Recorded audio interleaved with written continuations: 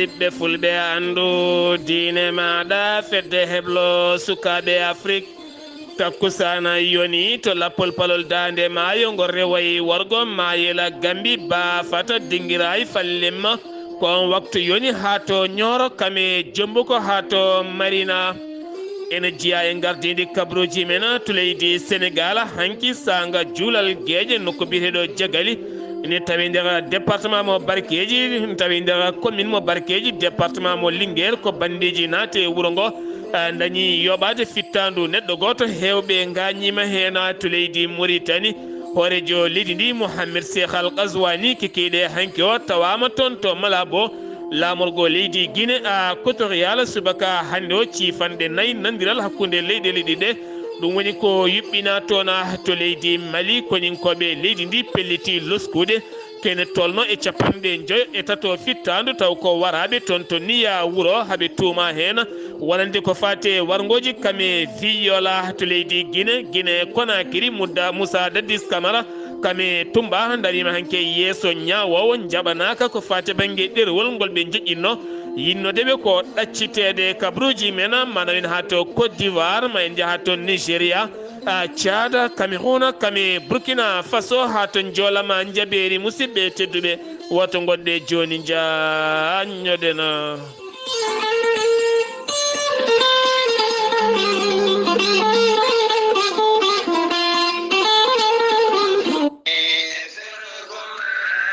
ceerno Mamoudou Bana ko bawɗo lasrari ganduɗo leggal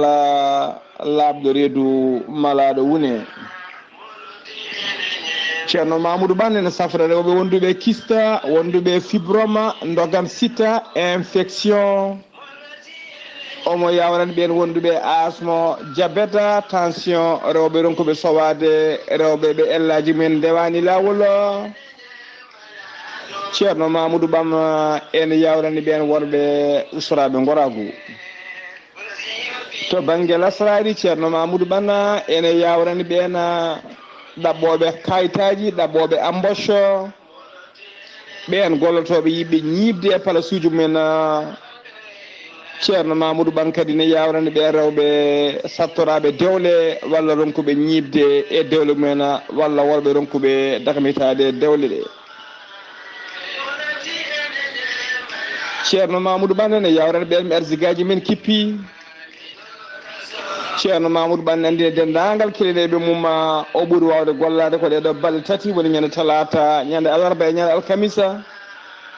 ñalɗi keddiɗi ɗi ne hasi tawa woni koye liste woni tawa ñalɗi keddiɗi ɗi ne hasi tawa o woni koye silkeji makko ɓurana walla sahani tawa o woni tigui koye halwaji makko kala nodduɗomo e ɗi ñalawmaji so heɓanimo eɗi ñalɗi so heɓanimo yo waɗ insisté tan so arima o noddide walla ma woɗƴettude ɗum ceerno Mamoudou Ban ene wiye dendagal kileneɓe mum so wona ɗin ñalɗi woni ñande talata alarba e alkamisa kala garowo yo noddumo ko addi kene ara beele jomum ene wawa ƴettude rendez-vous wasa tardude so yettima yiyamo hano hanirtani ceerno Mamoudou Ban ko labɗo reedu malaɗo wune omo andina dendagal kileneɓe makko e oɗo saaha joni mo tawe to wuuro men Pété numéro uji makko téléphone ko 00 221 77 353 48 10 ko numéro makko WhatsApp so tawi ko numéro makko appel ko 77 911 19 61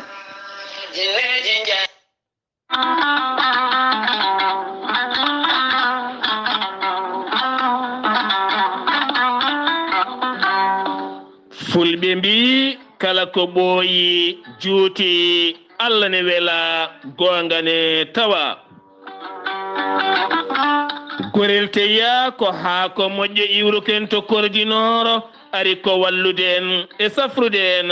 ha moñi kala yiito hen hoore muɗuma an mo Haydara Musani sa jokkodire gorel teya ene faddonoma ñabbuji goɗɗi limtaɗi e gorel teya an joguiɗo AVC jogui cardiaque ƴiƴam dogata e ɗaɗi muɗuma ɓandu wuloru ɓandu jaaɗoru puƴƴiɗo koyɗe musoje koppi musoje jokkodire gorel teya joni joni keɓa hen ko laaɓi sa yiɗi jangande hoorema ha ganda ñabbuji kaalaɗi e gorel teya jahata koto site mabɓe internet a mbatta ko www point gorel teya point com. sa yiɗi hebde tongoɗe gorel teya mbawa jokkodirde mabɓe joni joni woto woɗɗo. so tawi koto leydi Congo gonɗa jokkodirta koye Mamadou Gaya mbatta ko 00242 05 050 36 08. so tawi koto Afrique du Sud gonɗa jokkodirta koye Ibrahima Sow mbatta ko 00 227 827 46 76 72. so tawi ko Abou Sow Kawral Fouta business ɗum koto États-Unis d'Amérique mbatta ko plus 1 34 77 01 56 77. so tawi koto Mozambique gonɗa jokkodirta ko Ibrahima Ba Pemba Cabo Delgado ɓurɗandirede Alex mbatta ko plus 258 258 86 128 77 21. so tawi koto leydi France gonɗa jokkodirta koye Haruna Gayda mbatta ko 00336 50 99 64 43. musidɓe tedduɓe mbadden dando faade gorel teya jam tan woni hen.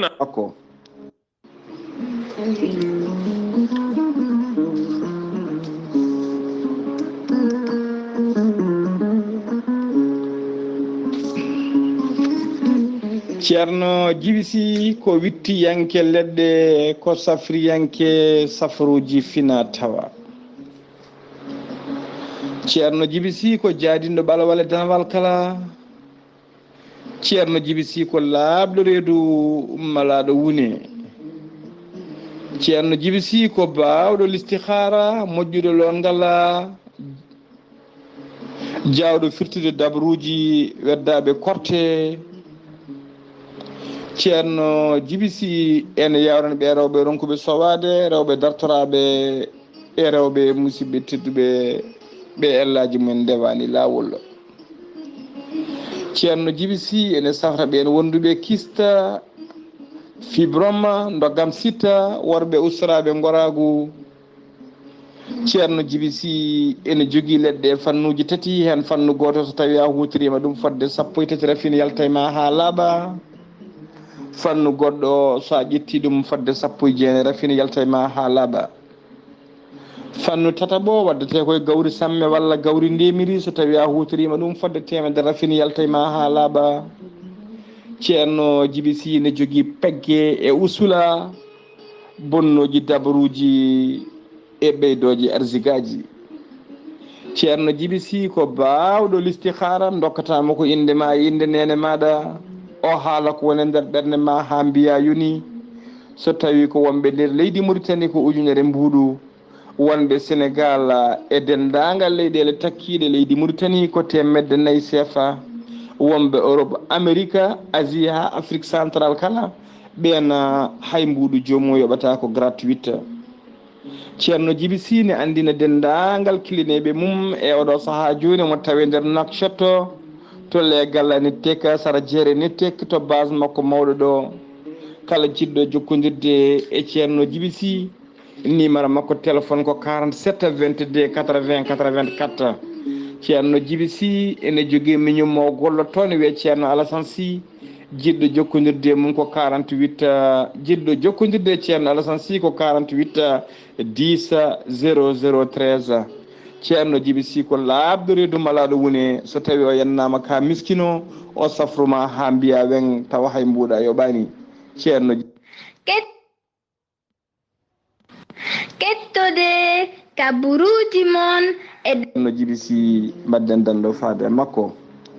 e ɗemngal pulaar. Afrique, Asie, Europe, Amérique, Moyen-Orient, Océanie. jam ñalle moon musidɓe tedduɓe miwbaare sappo e goo yarkomaa hitande ujunnaje ɗiɗi e nogase ɗiɗi yonti kumpital mene ɗemngal pulaar ɗo yeeso haalirde he ko musidɗo moon guiɗo moon sehil moon Sar Abdullaahi Saar to karallagal Weltare TV ha mbawon yebde nati mon ɓosoje ko musidɗo mon Saydou Abouba. kabruji men ɗemngal pulaar gataten koyoɗo hen suka debbo biyeteɗo sohna Ndatte Cissé mo ganduɗa kan woni champion du monde ko fate banggue dursitade kawguel qur'anil karim. ɗum noon wanno ko alhamisa jewtuɗo toon to Dubai kene tolno e 25 leydi woni ko arno toon kanko ngel cukalel dewel jibinaguel en toon to Touba nder leydi Sénégal kan woni nawɗo oɗon ararayi kikiɗe hande o sanga 16h ko nden wo jabba to boowal laaɗi diwoje ngal AIBD woni ngal Blaise Diagne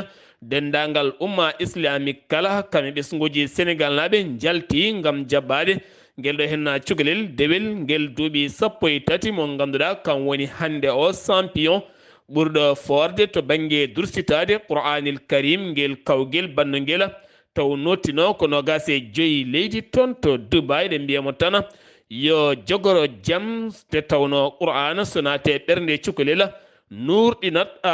ɗum to Sénégal keddotoɗen jeheten ko ha toon to Diagali kottana musɗo waɗi toon Diagali noon ne tawi nder commune mo Barkeji woni département mo Linguére kene tolno e 50 kilométre hakkude mum e Linguére hanki sanga juulal gueƴe ko nden bandiji naati wuro ngo ɓe jogui armeji ɓe dagani ko boutique ɓurɗo mawnude e wuro ngo wuro Diagali nden noon nde ɓe naati ɓe pelli ɓe dañi yoɓade fittandu suka gorko goto tawetenoɗo e nder oɗon bittika taw kadi ko biyeteɗo Elimane Dia ɓe dañi ganje toon hewɓe no fewi kono ɗum ko laamu ngu tintinama ari e nokku o gam uddidde loskoji muɗɗuma kikiɗe hanki o yuɓɓinama ziyara ceerno Mouhamadou Samassa toon to Matam ziyara noon khalifaɓe diine aada kala nottima hen galleji ardiɓe diine kala moni kala ƴetti konngol kanko ceerno Samassa o suuti toon konngodi makko gam wajade ɓesguji ɗi e moƴƴere ɗiggere gam wajade yimɓeɓe jokkodiral e tamodiral kono ne kadi wajade yimɓeɓe nde gonata fewɓe nunɗuɓe moƴƴoɓe moƴƴinoɓe hentotoɓe gañam tumagu nonne kadi neɗɗo haalata ko andi kala neɗɗo kene yedda ya taw en andi ko yeddata ko no wayni wa arti kadi ko fate banggue jammaji annabi o sallllahu alayhi wa sallam kanko ceerno Samassa wo duwanima leydi ndi kame julɓe e windere nde kala nde yimɓeɓe gonata e jaam e cellal e kisal khalifaɓe laamu ngu kala gari toon wonande hitande hikka nde ko tem mawɗo no fewi kanko ceerno Samassa wo suuɓi gam oɗo saaha beldal jaam e ɓiɓɓe leydi ndi ha tenti e nder windere nde kala jagorɗo ndema mo leydi Sénégal woni Ali Nguy Ndiaye waɗi jilu mum adigo ngun jilu noon ko ñande alet jawtuɗo henno toon to Tambacounda o jabbama toon jaɓɓima ko remoɓe kame gouverneur nokku o wo yeehi ha to nokku biyeteɗo Wajitullahi ko noonne kadi o yeehi ha to nokku biyeteɗo Linkiring kame manda douane to Kolda Vélingara o yeehi ha toon to Sareya nonne kadi Kaffrine Kaolack jeeya koye nokkuji ɓurɗi wawde remde gam yurnitade caɗele teskade toon ko fati e banggue ndema Guy Marius Sagna sarɗiyanke mo yeewi askan wi toon to Sud sarɗiji no leydi Sénégal holliti ñande 13 nduɗo henna lewru woni alhamisa padre henno koko yuɓɓinta seppo mango no fewi kame yaadiɓe mum woni frappe France dégage ɗum noon ɓe mbaɗata ren seppo ko yeeso ambassadeur mo leydi France taweteɗo e nder Dakar lamorgo leydi Sénégal gam wullitade wonande France ko wuuri e dow koye miskineɓe ha tente Afrique naɓe Sénégal naɓe kala mone ɗaɓɓoya visa sa yeehi ko koppareje jonɗe joƴƴinta toon ɓe nanga passeport ma ko dumana juɗɗo taw kadi a heɓata visa teni kadi taw koppareje ma kala a ɓenni jeehi bolol muɗum o holliti ɗum ɗo henna ko guyika mawka no fewi ka leydi France woni wujjude Afrique naɓe ɗum jeeyi sababu o holliti ma o yuɓɓin seppo makko Air Sénégal yaltini ɓattake mum ɓe kolliti maɓe dartin ɓoggol ya ngara mabɓe hakkude Dakar Cotonou Douala Libreville ɗum noon waɗata ko ñande 30 octobre gam teskadeɓe ko fati banggue faggudu ne manki ƴellitade to banggue lanaka e nder oɗon fannu jeheten ko toon to Mbacké leegal bitegal Mbacké ko ɓandu neɗɗo goto yiita toon gorko taw kadi ɓandu ndu alda e wonki kanko noon tawa komo leeli omo ajji omo waasi fittano makko taw koye galle mo hoɗaka hay goto wonani e oɗon galle omo waɗi t-shirt ɓalejo kame pantalon bleu kanko noon hedde duuɓi 49 o yarata ɓandu makko noon ƴetta par sapeur pompier nawa to hôpital Matalibul Fawzayni ngam loskoji mbaɗe ha ande e hol oɗo hen gammo Kaolack woni mawlidi nabi sallallahu alayhi wa sallam juɓɓinaɗo toon to Kaolack jeeyi sababu hewɓe nangganoɓe hen 15 mbaali jammen gadiɗo to kaso ngam ɓittinde yimɓeɓe wadde gueɗe ɗe pewani yeyde ko haɗa ɗum noon ko caggal nde police yaltini kene tolno e temedde jeeɗiɗo ngam tambade nden kay kisala wonande wuro a Kaolack ngo ha joni keddoɗen koye leydi Sénégal ustude kasdi e nder leydi ndi ngam teskede ceergol luwasa e nder Dakar e ko taari ɗum kala mawɗo leydi Sénégal 2014 addini hen luwa cattuɗo no feewi kono yahano kowona ɗum ko noon batuma ko cakkitinoɗo 26 septembre wo irinoma hoorejo jaagoɗo leydi ndi kame Abdou Karim Fofana ɗo e jonte tati ne ndehlata ɗen caɗele kala kanko on hoorejo jaagoɗo kame jaagoɗo Abdou Karim Fofana kolliti gayni ɓedde ɗen golle kono kadi ɓe kolliti jonde mabɓe hakkude mabɓe ɓen ardiɓe agence uji kala ɗum noon ngal kuulal ngal natata e nder leydi ndi kala ko 2 janvier 2023 beele kadi kasdine uste e nder leydi ndi kala garten koye mayde noddinowo toon to jayena ɗum noon imam Mor Mbaye wiyama teeb kami 12 goɗɗo caggal ko imam o tuuma yamiri neli c'était timmuɗo yo jaaha on noddinannoɗo to mahanno kada no noddinde e nder juma wuuro ngo ɗo mahanno jama muɗum kala moɓe tawi ɗon yooɓe jooɓo fittanu mum hanki ɓe darima yeeso procureur ɓe mbaali jamma ɓe gadiɗo to kaso kono kadi ñawore mabɓe ene fada ko wona ɗum ko noon ko ñawore sattude jogori yande e mabɓe kaddi gurdam wayata ñawore mabɓe ma yaltu jeeheteno ko ha toon to namrel haalirde gaynako taw yen toon Mamadou Abou Mamadou Tamboura ɗo wawa golle haalirde gaynako holko yewti e garagal Cheikh Oumar jaagoɗo jangde taw koye gammu a wonno weltare ɓiɓɓe fulɓe andu diine ma fedde heblo sukaɓe Afrique ko artande on tan e omo ganduɗa kañum woni docteur Cheikh Oumar Anne jagorgal kalfinalgal ko fewti e jangde eɗen gandi o arino ɗoyete e nammarel ñande gammude ngam tawtorede duwaw mo ganduɗa ko on woni mo Haruna Arɗo Gallo Dialalo Ba maire commune mo Gamaji Sare heewi wadde kala hitande tawa ena waɗana ɗum jiknaɓe muɗum e nder heneti omo ganduɗa kañum woni Arɗo Demba Gallo Dialalo Ba mo ganduɗa kañum woni chef de village Gassama ƴetti henete kongi ngam yomnude goytali walla wasiyaji fewde e jagorgal kalfinalgal ko fewti e jangde beele ladde nde ina wawa remede benuji gonnoɗi ɗo ɗi beele kadi ina mbawa artude nde tawno won hen ɗi ganduɗa ko jaaɗi eɗen gandi kadi ndungu o rewi lawol huuɗo ko heewi machallah ɗum noon o yobni onete beele ladde nde ene wawa remede benuji ɗi mbawa artude caggal ɗum kadi omo ganduɗa kañum woni sous préfet mo Malem Hodar hono Amadou Sofel Ba mo ganduɗa kañumne ko ɗo jeeya e nammarel on ni kadi suuti kongi muɗum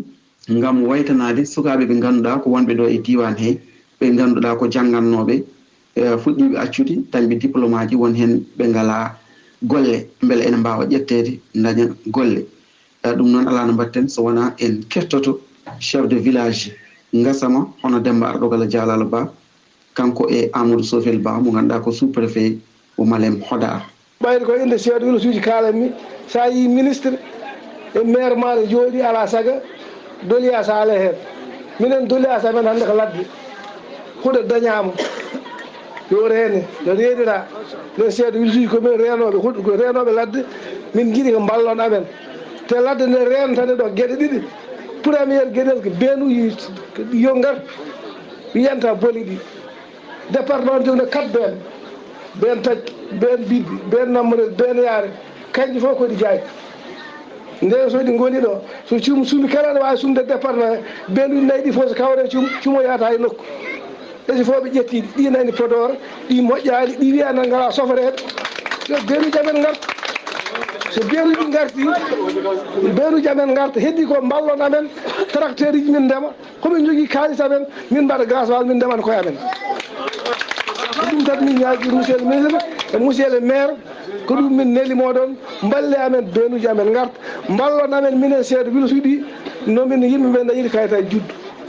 minen ko ɗum woni métier amen kala pinɗo ara seeɗa village walla mbiyam daña juddu walla m daña naggam hoɗon ballatno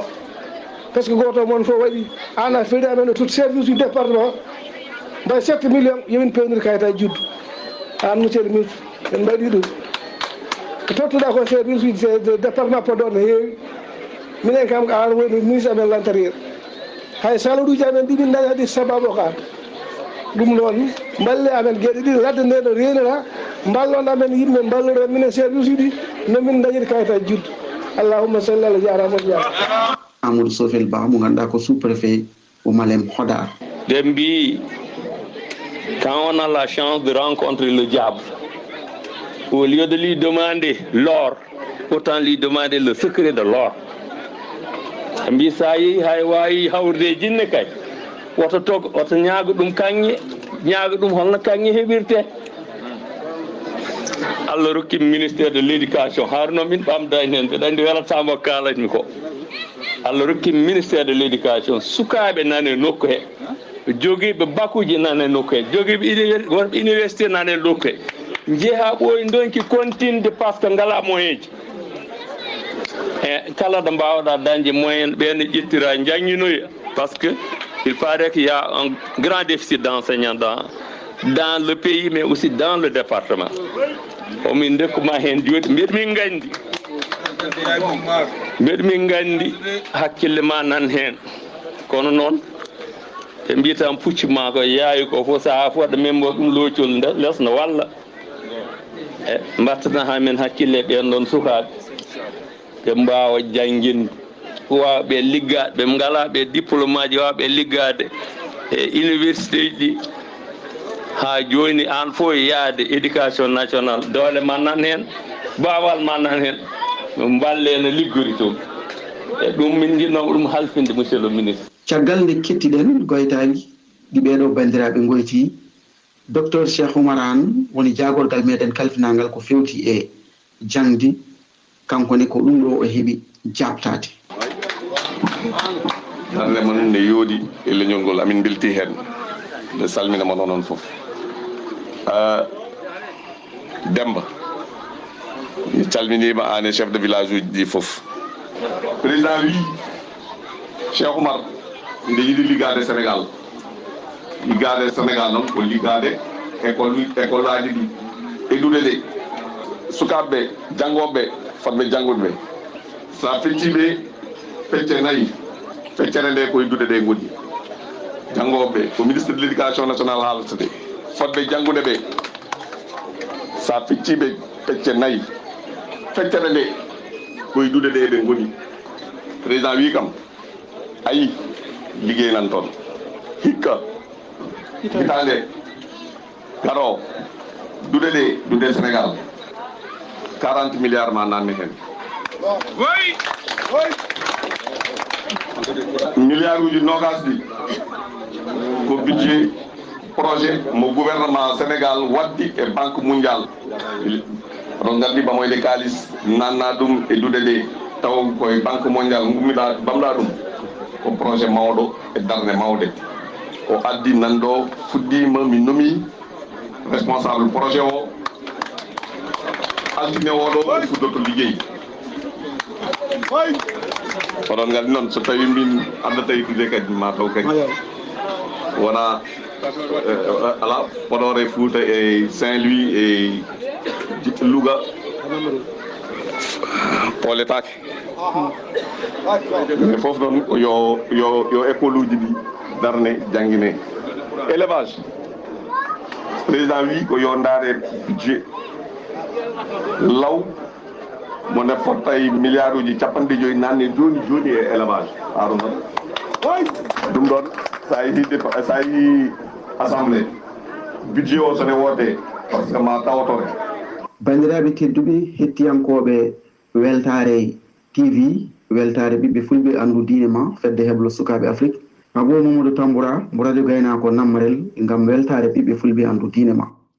Abou Mamadou Tamboura radio gaynako nammarel golle ma jooɗi peewi wonno ko yewtere hakkunde docteur Cheikh Oumar Anne jagorɗo jangde leydi Sénégal hakkunde me aynaɓe kame remoɓe ne wondi kadi e ardiɓe commune aji taweteɓe toon kala on nani koɓe cuuti konngudi mabɓe yewtere nde ɓe mbadditona sen giwi to haalirde gaynako nammarel ko ɗon ndeweten payen to leydi Mauritanie to Mauritanie Mohamed wuldu Cheikh Al Ghazouani hoorejo leydi Mauritanie jillumuma fuɗɗingo hanki to Malabo lamrugo leydi Guinée Équatorial wo jaɓɓama toon jaɓɓugal payodingal no feewi ɓiɓɓe Mauritanie naɓe taweteɓe toon jalti e kewendi gam jaɓɓade lamɗo mumen subaka hande o jagorɗe ɗiɗi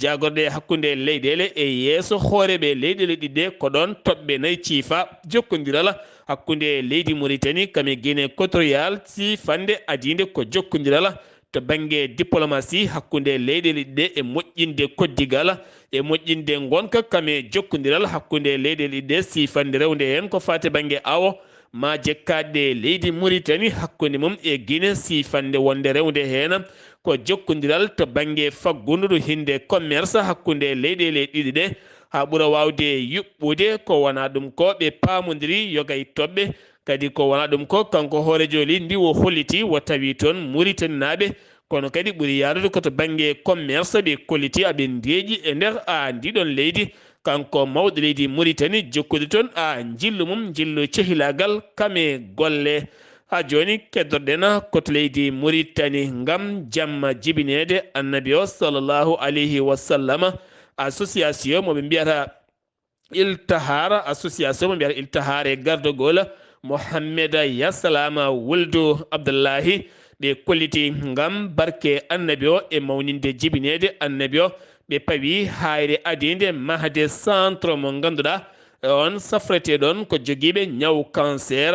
ngam barke annabi o ɓe maha oɗon centre mawɗo no fewi kala joguiɗo cancer taw ne wawa safrede ɗon taw hay mbuɗu yoɓani taw kadi ko ɗon ƴettata traitement ji mum kala taw hay mbuɗu yoɓani ɗum noon yalti koye association mo mbiyata ihtara ha joni to leydi Mauritanie on noon mahete ko sara bowal laaɗi diwoje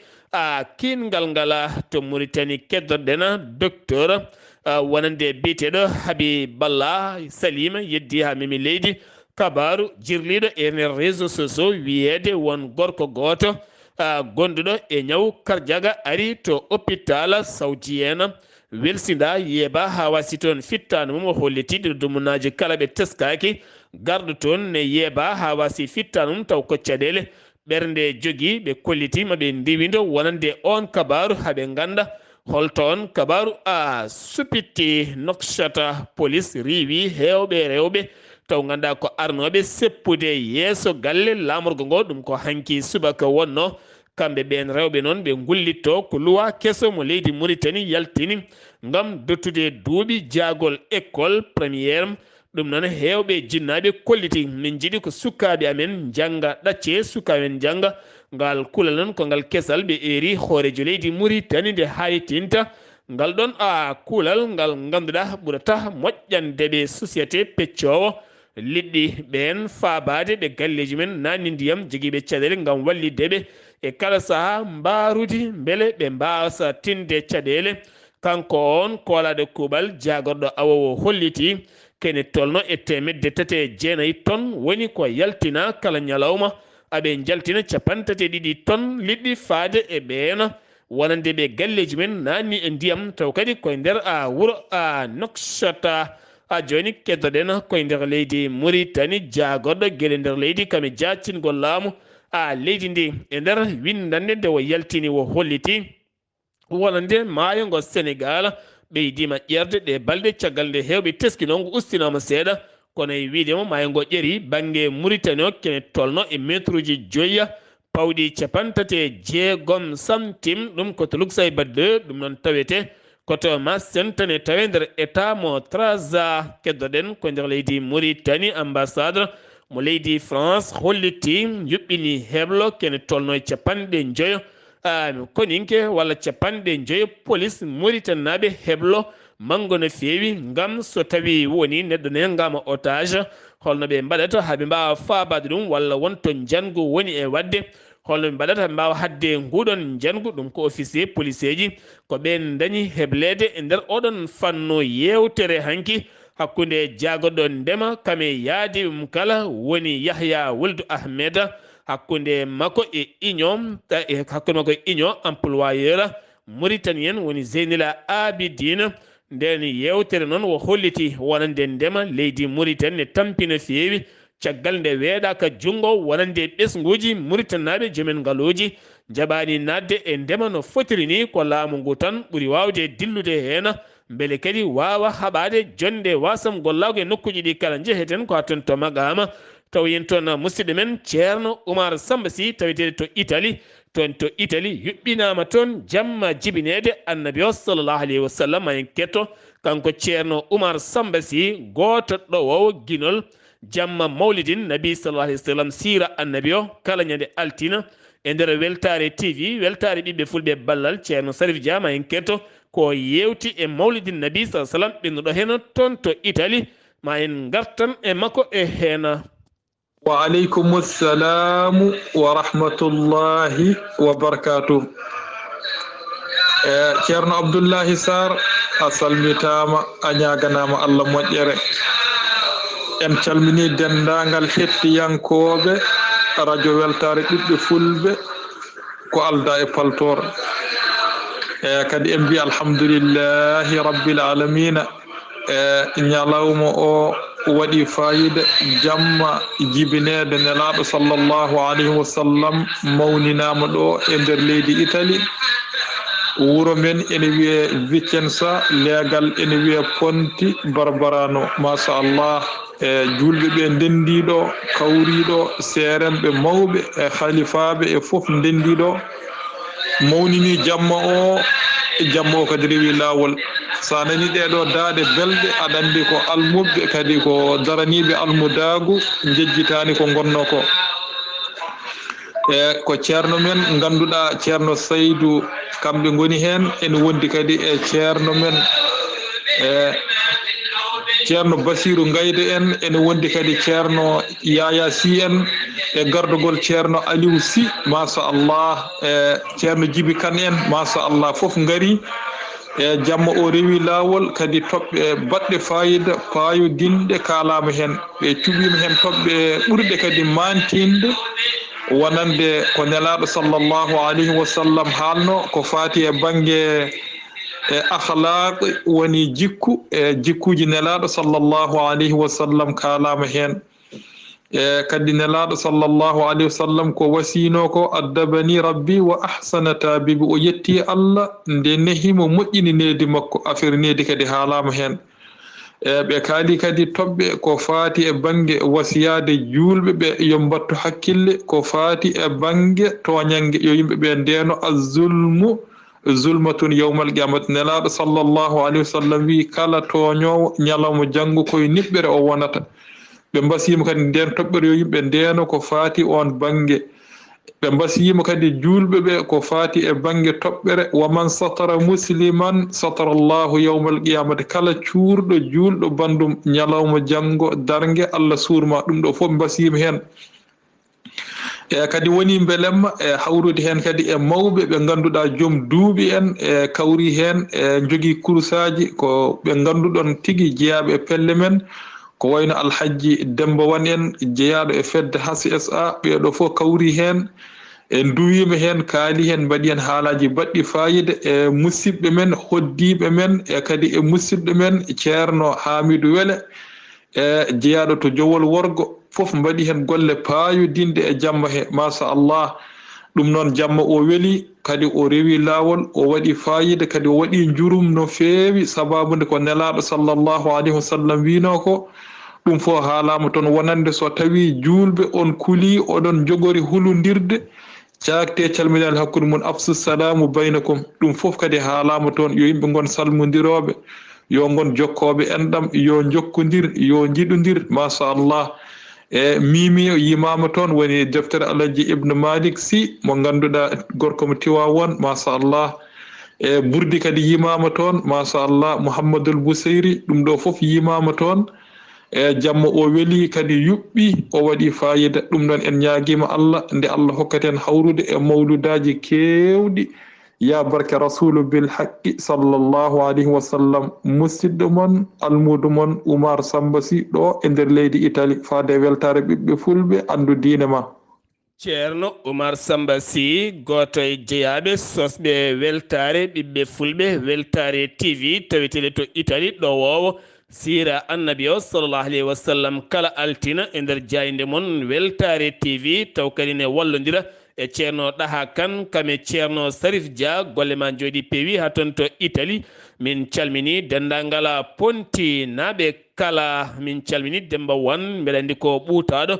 to woni kala sengiwi to leydi Mauritanie paɗen ko to leydi Mali khalifaɓe aada ɓeɓe mbiyata chef traditionnel en ɓe erima autorité ji leydi ndi nde keptintaɓe kamɓene ɓe jeeya ko yimɓe dogoɓe jaam addoɓe jaam e nder leydi ndi ɗum ko jonde mabɓe nde mbiyata turbo kel ansar ɗum noon ɓe erima wonande nde laamu ngu heptintaɓe kamɓene nde ɓe keptinte ɓe dokke fodde mabɓe e darde mabɓe koɓe dogoɓe koyɗe jaam e nder leydi ndi Assimi Goïta colonel hoorejo leydi ndi altina hanki o waɗi jillu mum yoga e leeɗe taweteɗe nder Bamako ngam juuroyade jomin duuɓi nayeɓe taweteɓe e nder wuro Bamako ngo kono teskama wo juuroyima oɗo hen debbajo jiiɗo aduna hitande ujunere e temedde jeenayyi biteɗo madame Ndaya Maymouna Sangare jaarowo hande o e duuɓi temedere e sappo e tati ndungu joguiɗo sukaɓe nayo hen tatta ko worɓe hen goto ko debbo jogui kadi taniraɓe ha heewi kanko noon colonel Assimi Goïta o ñaguima on mawɗo debbo nayejo duwawa nde jaam duumiɗo artata e nder leydi ndi arta kadi e nder becce yimɓe kala o nawi toon teddule mawɗe no feewi kono ne kadi jomin duuɓi woɗɓe tawiteɓe e nder Bamako taw ko heccuɓe no feewi armée leydi Mali felliti uddidde losko yañugo no feewi ɗum ko caggal nde ɓe tumano ko fate banggue wargoji e lebte e viol hakkude mabɓe e groupe biteɗo wakñera kono ne kadi ɓen wañoɓe ɓe hinde dosso en ɗum ko caggal lewru septembre yawtundu nde ɓe jano toon to niya wuuro ha ganduɗa ɓe tuma toon yoɓade kene tolno 53 fittando ɓe pelliti wadde hen loskoji jaƴƴi no feewi gam yeddude koɓe tuma ko ala kala koɓe mbaɗi hen hakkude ambassadeur mo leydi Maroc kam ene wonde jagorɗo ñeñal pinal mo leydi Mali jokkodiral hanki leydi Maroc artiri wonande conce kedde ɗe hedduno gando mawɗo gonnoɗo e nder leydi Mali taw kadi ko bindunoɗo gueɗe kewɗe no feewi kumpitiɗo moɓe mbiyata ngandi mawdi bibliothèque mawɗo no feewi fawru gande moɓe mbiyata Ahmed Baba mo ganduɗa yiino aduna ko hitande ujunere e temedde joyyi e capanɗe joyyi e jeegoma wonno ko nogas e jeegom octobre yalti aduna nogas e ɗiɗi avril hitande ujunere e temedde jeegoma e nogas e jeeɗiɗi bibliothèque mawɗo no feewi Ahmed Baba deftere winduno won hen ko laamu leydi Maroc fewninno ambassadeur mo leydi Maroc taweteɗo to Bamako tottori ɗum wonande jaagoɗo pinal e ñeñala beele nawte to bibliothèque mawɗo taweteɗo to Tombouctou jokkodirala hakkude leydi Mali jafuɗon hakkude leydi Mali kam ene wonde leydi Algérie ngal jokkodirala yuɓɓinama hanki hakkude jagorɗo hoorejo jagode leydi ndi par intérim kam ne wonde ambassadeur mo leydi Algérie oɗo saaha kam woni dogowo koyɗe jaam hakkude pelle joguitinoɗe armée ji joƴƴinde ɗin armée ji ko wayno pelle taweteɗe ko wayno Gacca en kamɓe pelle goɗɗe mouvement Al-Jawada kamɓe kala ɗum noon nden sifande ha hande laamu leydi Algérie holliti ene rewidi nde jaam duumil artata e nder leydi ndi to kiidal ha e nokkuji ɗi kala kono kadi kanko jaagoɗo parenterim o holliti aɓe jogui weltare mawde no feewi wonande ko leydi Algérie rewidi ko fate banggue moƴƴere e nder leydi Mali finoɓe to Kulikoro oɗo saaha hollitama yimɓe jeeɗiɗo laana mumen yuwno toon hen ɗiɗo ko worɓe jeeyo ko rewɓe debbo goto mo duuɓi 32 kam wasi hen fittano mum ha ɗo suwa taw yiitede ene yiile finoɓe to Kadiola oɗo saaha erima laamu leydi ndi caɗele ɗe ɓe nguuri toon ɓen caɗele ko ɓeydogol teskede ɓeydogol ko fati banggue coggu guertoɗe ɗo wonno 600 680 oɗo saaha ko ujunere jaltinta beele mbawa hebde guertogal haala kam kilo makka koko ɓeydi serde kame gueɗe guuraɗe ko wayno alimaji goɗɗi ɓe erima laamu ngu nde ɓurata wawde faabadeɓe mawlidin nabi sallllahu alayhi wa sallam sarif ousmane madani haydara yuɓɓini ɗuma to stade 26 mars umar mon mbiyata umar kono kadi 28 mars umar seydou koulibaly ko toon ɗum yuɓɓina wo erima laamu leydi mali nde accita wonande ɓen nanggaɓe ndumba taw ndumbira ko ŋañalde sen gewi to leydi mali koto guine konakiri ñawore moussa dadis camara gonnoɗo horejo leydi guine 2009 caggal nden ñawore noon ko hanki ɓe darino e yeeso ñawowo tribunal mo désigni hakkude makko e tumba koɓe tumano le 28 septembre 2009 ha ganduɗa kene tolno 150 neɗɗo mbasi pittali min rewɓe hewɓe mbaɗa viol hewɓe mbara gubba taw ha hande ala kalɗo anda hujjiyankoɓe mabɓe ñaagui noon beele ɓe ɗaccite walla ɓe mbaɗa e galle nden ko wona e kaso ñawowo jeɓananiɓe